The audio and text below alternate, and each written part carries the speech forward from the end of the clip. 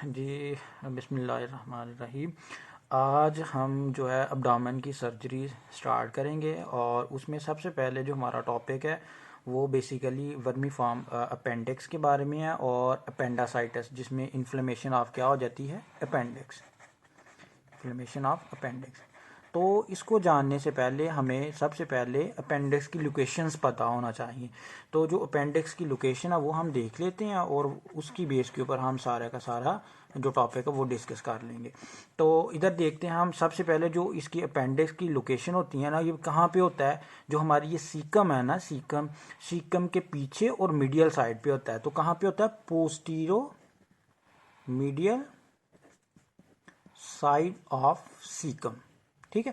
उसके बाद इसकी क्या नाम कहते हैं कि ये तो लोकेशन होगी, इसके बाद इसकी पोजीशंस आ जाती हैं। तो ये बेसिकली क्या नाम कहते हैं कि सीकम के जब पीछे होगा इसको हम बोलते हैं रेट्रोसीकल पोजीशन, ये मोस्ट कॉमन होती है। ठीक है। और क्या नाम कहते हैं, अगर ये हमारी जो ये बेसिकली इलियम है, अगर ये इलियम के पहले होगा तो इसको हम बोलते हैं प्री इलियल। अगर ये इलियम के पीछे होगा अपेंडिक्स तो इसको बोलते हैं पोस्ट इलियल। और अगर ये पेल्विक वाली साइड पे होगा तो इसको हम बोलते हैं पेल्विक। तो ये बेसिकली इसकी पोजीशंस हैं, रेट्रोसिकल, आपकी प्री इलियल, पोस्ट इलियल और पेल्विक। ये जो रेट्रोसिकल है ये इसकी मोस्ट कॉमन पोजीशन है और प्री और पोस्ट जो इलियल है ये इसकी डेंजरस पोजीशन है। ये क्या है, इसकी डेंजरस पोजीशंस है।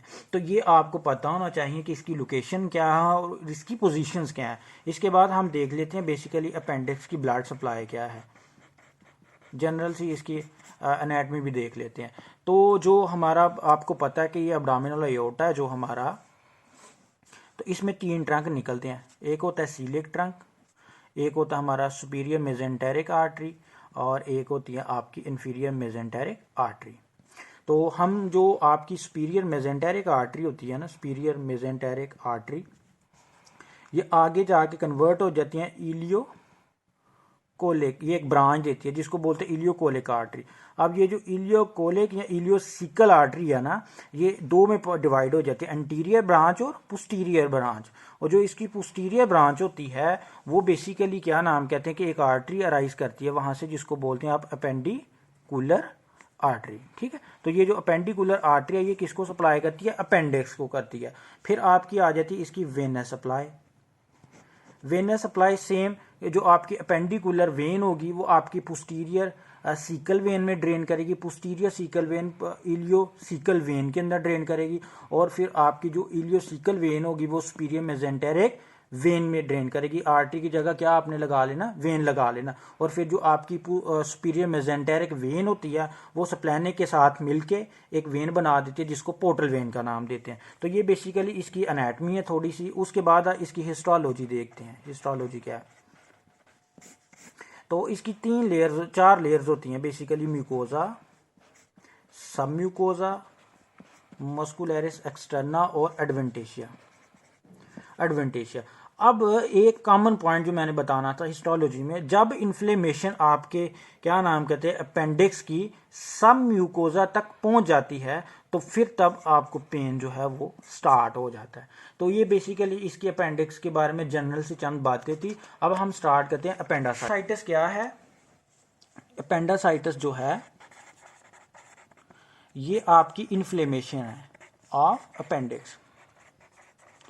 अपेंडिक्स की इन्फ्लेमेशन को क्या बोलते हैं आप, अपेंडासाइटिस बोलते हैं। ठीक। उसके बाद हम इसकी काजेज देखते हैं और काजेज में हम बेसिकली 2 तरह की काजेज हो सकती हैं। आप इसको इसकी टाइप्स भी बता सकते हैं। टाइप्स क्या लें इसकी काजेज बोलें, ऑब्स्ट्रक्टिव और नॉन ऑब्स्ट्रक्टिव। कि ऑब्स्ट्रक्टिव मतलब कि जो आपका हार्ड फीकल इम्पैक्ट होता है ना, वो अगर आपके बेस ऑफ अपेंडिक्स, फर्स्ट किया कि ये आपका अपेंडिक्स है और ये फर्स्ट किया, तो अगर बेस ऑफ अपेंडिक्स को कोई चीज़ ऑब्स्ट्रक्शन, आपका हार्ड फीकल मैटर अगर ऑब्स्ट्रक्शन कर ले तो जो अपेंडिक्स की सेक्रेशन है वो बाहर नहीं जाएंगी। तो इसलिए ऑब्स्ट्रक्टिव अपेंडिसाइटिस आप कह सकते हैं। नॉन ऑब्स्ट्रक्टिव में 2 आ जाती हैं, आपकी कोई वायरल कॉज हो सकती है या कोई आपकी बैक्टीरियल काज हो सकती है। अब हम देखते हैं पैथोजेनेसिस। जब आपके अपेंडिक्स की बेस में क्या हो जाती है, बेस ऑफ अपेंडिक्स में क्या हो जाती है, ऑब्स्ट्रक्शन हो जाती है, फिर क्या होगा, आपका क्या नाम कहते हैं, जो अपेंडिक्स की सेक्रीशन है, अपेंडिकुलर सेक्रीशन जो है वो बाहर नहीं जाएंगी। जब अपेंडिकुलर सेक्रीशन बाहर नहीं जाएंगी तो फिर वो अपेंडिक्स के अंदर इधर ही रहना स्टार्ट कर देंगी, और फिर ये जब अपेंडिकुलर सेक्रीशन बाहर नहीं जाएंगी तो फिर आपके जो जीआईटी के या इंटेस्टाइनल फ्लोरा होंगे उनको फेवरेबल कंडीशन मिल जाती है, उनको फेवरेबल कंडीशन मिल जाती है फॉर ग्रोइंग। तो फिर उसके बाद जब वो ग्रो करना शुरू कर देते हैं तो फिर वो ग्रो करते करते इन्फ्लेमेशन को सब म्यूकोजा तक ले जाते हैं। जब वो सब म्यूकोजा तक इन्फ्लेमेशन जाती है तो आपको क्या स्टार्ट हो जाती है, आपको पेन स्टार्ट हो जाती है। यहाँ एक पॉइंट मेंशन करना चाहूँगा, जो अपेंडासाइटिस है ना वो बच्चों में कॉमन नहीं होता। बच्चों में क्यों कॉमन नहीं होता कि जो बच्चों में अपेंडिक्स की बेस होती है ना, अपेंडिक्स की बेस वो कोन शेप्ड होती है, तो कोन शेप्ड होती है जिसकी वजह से ऑब्स्ट्रक्शन के चांसेस बहुत कम हो जाते हैं। तो इसलिए बच्चों में अपेंडिसाइटिस ज़्यादा कॉमन नहीं है एज़ कम्पेयर टू अडल्ट। 15 से लगभग ये 25 साल की एज में ये क्या हो जाता है, कॉमन। इससे पहले क्यों नहीं होता, क्योंकि इससे पहले जो अपेंडिक्स की बेस होती है वो किस शेप की होती है, कोन शेप्ड होती है। तो ये बेसिकली आपके अपेंडिक्स के बारे में पैथोजेनेसिस थी। अब हम देखते हैं साइन एंड सिम्टम। अब हम देखते हैं साइन एंड सिम्टम्स। तो हमें पता है कि जब भी इन्फ्लेमेशन होगी तो नोजिया होगा, वोमिटिंग होगी, मलेज होता है। उसके बाद ये तो जनरल इन्फ्लेमेशन के सिम्टम्स है। अब नेक्स्ट क्या होगा, पेन। जो अपेंडासाइटिस की पेन है ना वो अम्बलाइकल रीजन में पहले होती है, ठीक है, सेंट्रल एरिया में जिसको हम बोलते हैं। फिर वो रेडिएट कर देती है किसकी वजह तरफ, आपके राइट इलियक फोसा की तरफ चला जाती है, ठीक है। अब फिर हम देखते हैं नेचर पेन की, कि पेन की नेचर क्या आती है। पेन या इसकी होती है शार्प, अगोनाइजिंग होती है, ठीक है, और कोल्की टाइप की पेन होती है। उसके बाद हम जो इसकी पेन कैसे ठीक होती है और कैसे वर्स होती है ये हम देखेंगे, एग्रीगेटिव फैक्टर्स जो भी इसके हैं। तो जो पेन है इसकी वर्स हो जाती है कब, जब इंक्रीज मूवमेंट, और जब हम अपनी हिप को क्या करते हैं, एक्सटेंड करते हैं।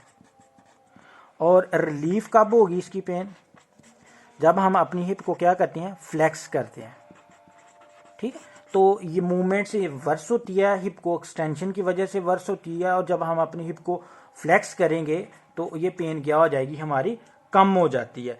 तो ये इसके बारे में चंद पॉइंट्स थे। उसके बाद कुछ एक दो पॉइंट और भी है कि ये अपेंडासाइटिस की वजह से क्या हो जाता है, आपको डायरिया भी होता है। कब, जब ये अपेंडिक्स आपके इन्फ्लेमेशन जो अपेंडिक्स की है ये इरिटेट करे किसको, आपकी लार्ज इंटेस्टाइन को, तो तब क्या होगा, आपको इसमें डायरिया भी मिल सकता है। उसके बाद बर्निंग मिचुरेशन भी हो सकती है, बर्निंग मिचुरेशन भी हो सकती है। वो क्यों होगी, क्योंकि ये इन्फ्लेम्ड जो अपेंडिक्स होता है ना ये क्या करता है, इरिटेट करता है किसको, आपके यूरेटर को।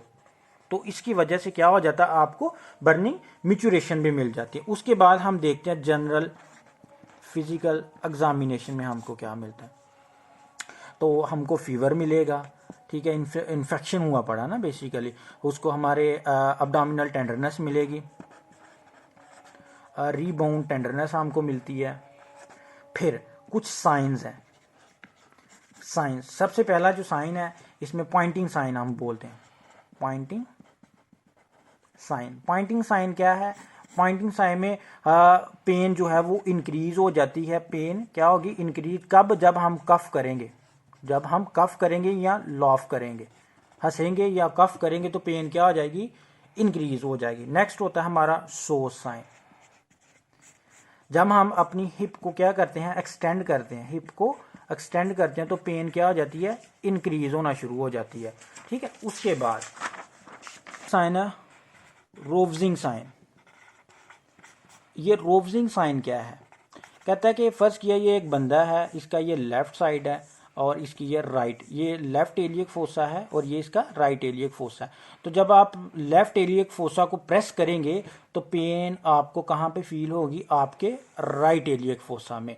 तो आप जब प्रेस करोगे लेफ्ट इलियक फोसा को, तो पेन कहाँ का रेडिएट कर जाएगी, आपके राइट इलियक फोसा में। ठीक है, तो ये आपका रोवजिंग साइन है। उसके बाद ऑब्टुरेटर साइन आ जाता है। ऑब्टुरेटर साइन, इसमें क्या होता है, इसमें आपने इंटरनल रोटेट करना होता है। इंटरनल रोटेट करना है किसको, अपनी हिप को। कब, जब आपकी हिप क्या है, फ्लेक्स्ड हो। तो उसकी वजह से अगर पेन हो जाए इंक्रीज, तो उसको आप किसका नाम दे देते हैं, ऑब्टुरेटर साइन को। ये जो आपका ऑब्टुरेटर साइन है, रोवजिंग साइन है, सोज साइन और पॉइंटिंग साइन, ये किस में आपको मिलते हैं, ये आपको अपेंडासाइटिस में मिलते हैं। उसके बाद आपको एक क्राइटेरिया है, वो क्राइटेरिया क्या है, अल्वारेडो क्राइटेरिया। अल्वारेडो क्राइटेरिया, इसकी बेस के ऊपर भी आप अपेंडासाइटिस को डायग्नोज करते हैं। अब ये क्या क्राइटेरिया है, सबसे पहले वो कहता है कि अगर किसी को माइग्रेटरी राइट इलियक फोसा में पेन हो तो आप उसको 0.1 दे दो। अगर उसको एनोरेक्सिया हो तो आप उसको पॉइंट दे दो 1। नोशिया वोमिटिंग हो तो आप उसको पॉइंट दे दो 1। टेंडरनेस हो तो आप उसको पॉइंट दे दो 2। उसके बाद रीबाउंड टेंडरनेस हो तो आप उसको पॉइंट दे दो 1। फिर टेम्परेचर अगर हुआ पड़ा है इंक्रीज तो उसको पॉइंट दे दो 1। अगर आपको इन्फेक्शन की वजह से ल्यूकोसाइट मिलते हैं तो उसको पॉइंट दे दो आप 2। फिर उसके बाद एक और आपका इन्फेक्शन के रिलेटेड आप बोलते हो shift to left. Shift to left, इसको अगर ये आपको मिलती है तो इसको भी आपने 1 पॉइंट देना। फिर आप चले जाते हो कंक्लूजन पे। कंक्लूजन क्या है कि अगर आपको ये 7 से ज़्यादा पॉइंट मिलते हैं तो आपका डायग्नोज क्या हो जाता है, कंफर्म। ठीक है, अगर 5 से 6 आपको पॉइंट मिलते हैं तो आप फर्दर इन्वेस्टिगेशन कर दो, फर्दर इन्वेस्टिगेट करते हो। और अगर लेस देन 4 आपको मिलते हैं तो अनलाइकली आपका क्या नाम कहते हैं कि अपेंडिसाइटिस हो सकता है। ठीक है, फिर आपके आ जाती है इन्वेस्टिगेशंस। अब इन्वेस्टिगेशन में इन्फेक्शन है तो हमें सबसे पहले क्या करवाना पड़ेगा, सीबीसी करवाते हैं हम। सीबीसी में आपको ल्यूकोसाइटोसिस मिलती है, ल्यूकोसाइटोसिस मिलेगी। ठीक, फिर हम करवाते हैं बीटा एससीजी। अब ये क्यों हमने करवाया बीटा एससीजी, ये तो प्रेगनेंसी का टेस्ट है। तो हाँ, बीटा एसजीजी इसलिए करवाएंगे टू रूल आउट हम प्रेगनेंसी को, क्योंकि जो एक्टोपिक प्रेगनेंसी होती है ना, जो आपकी एक्टोपिक प्रेगनेंसी होती है उसकी भी जो पेन होती है ना, वो भी आपके राइट इलियक फोसा में होती है, राइट इलियक फोसा में। तो इसलिए उसको रूल आउट करने के लिए हम बीटा एससीजी करवाना पड़ता है हमको। फिर हम उसके बाद यूएसजी करवा लेते हैं, अल्ट्रासाउंड करवाते हैं। इसमें भी हल्का फुल्का हम डिटेक्ट कर लेते हैं अपेंडासाइटिस को। तो इन्वेस्टिगेशन ऑफ चॉइस क्या होगी कि जिसकी बेस के ऊपर हम कंफर्म कर लेंगे कि इस बंदे को क्या है, अपेंडासाइटिस, वो हम करवाते हैं सिटी स्कैन करवाते हैं। ठीक, तो इसके बाद हमें कंफर्म हो जाता है। अब हम देख लेते हैं पहले कॉम्प्लिकेशंस और फिर हम ट्रीटमेंट की तरफ मूव ऑन करेंगे। कॉम्प्लिकेशन क्या होंगे, सबसे पहले हमें इन्फेक्शन है तो वहाँ पे हमारे इन्फ्लेमेटरी मीडिएटर्स फ्लूइड्स मिलेंगे, जिसको बोले अपेंडिकुलर अब्सेस आपको मिलेगी, अपेंडिकुलर अब्सेस मिलेगी। फिर इसके बाद जब ये अब्सेस यहाँ से ये अपेंडिक्स रप्चर हो जाता है आपका, तो फिर ये कहाँ पे चला जाएगा, पेरिटोनियम में आपको क्या मिलना शुरू हो जाएगा, पहले तो अपेंडिकुलर परफोरेशन मिलेगा, अपेंडिकुलर परफोरेशन, ये ब्रेस्ट हो गया अपेंडिक्स। परफोरेशन के बाद जब ये मटेरियल बाहर चला जाएगा, कहाँ जाएगा, ये आपके बेसिकली पेरिटोनियम में जाएगा, तो आपको क्या मिल जाएगा, पेरिटोनाइटिस। इसके बाद इसकी एक बहुत इंपॉर्टेंट कॉम्प्लिकेशन है जिसको आप बोलते हैं अपेंडिकुलर मैस। अपेंडिकुलर मैस ये क्या है, ये एक अलग टॉपिक है। यहाँ पे हल्की इसकी डेफिनेशन बता देता हूँ कि जब भी अपेंडिक्स की इन्फ्लेमेशन होती है तो अपेंडिक्स की इन्फ्लेमेशन के बाद आपको वहाँ पे क्या नाम कहते हैं कि आपके ग्रेटर ओमेंटम जो आपकी पेरिटोनियम का वो और आपके कुछ स्मॉल इंटेस्टाइन का कुछ पार्ट आके इकट्ठा हो जाता है और एक मैस बना देते हैं। उस मैस को किसका नाम देते हैं आप, अपेंडिकुलर मैस का। दोबारा सुन लें कि अपेंडिक्स की जब इन्फ्लेमेशन होती है तो वहाँ पे आपके ग्रेटर ओमेंटम ऑफ पेरिटोनियम आ जाती है, क्योंकि हम इसको पुलिस मैन ऑफ अब्डामन भी कहते हैं। तो वो इसको रिकवर करने के लिए आता है ग्रेटर ओमेंटम, और साथ में आपका स्मॉल इंटेस्टाइन का कुछ पार्ट इकट्ठा हो जाता है और वो एक मैस बना देते हैं, जिसको आप किसका नाम देते हैं, अपेंडिकुलर मैस का नाम देते हैं। अब नेक्स्ट हम की तरफ तो ट्रीटमेंट में सबसे पहला जो हमने काम करना है एनपीओ, नील पर ओरल बोल लें आप या नथिंग पर ओरल आप कह सकते हैं वो। फिर आपको पता है कि इसमें फीवर होता है तो एंटीपायरेटिक दे दो आप, एंटीपायरेटिक्स दे दो।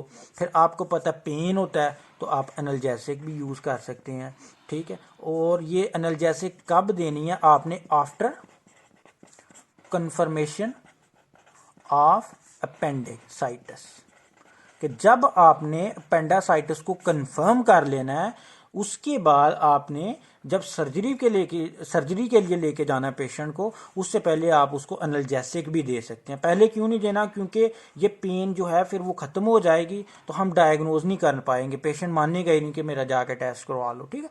तो इसलिए उसके बाद हमने एंटीबायोटिक्स देनी होती है, एंटीबायोटिक्स, ताकि इन्फेक्शन जो है वो वर्स ना हो। अब एंटीबायोटिक में हम क्या दे सकते हैं, एक रजीम है सेफ्ट्रिजोन प्लस मेट्रानिडाजोल, ये कम्बिनेशन के साथ आती हैं। ये अपेंडिसाइटिस में हम ये रजीम इस्तेमाल करते हैं। नेक्स्ट जो है ट्रीटमेंट ऑफ चॉइस की तरफ मूव ऑन करना। ट्रीटमेंट ऑफ चॉइस क्या होगा कि आपने अपेंडिक्स को क्या कर देना, अपेंडेक्टोमी, के अपेंडिक्स को निकाल देना।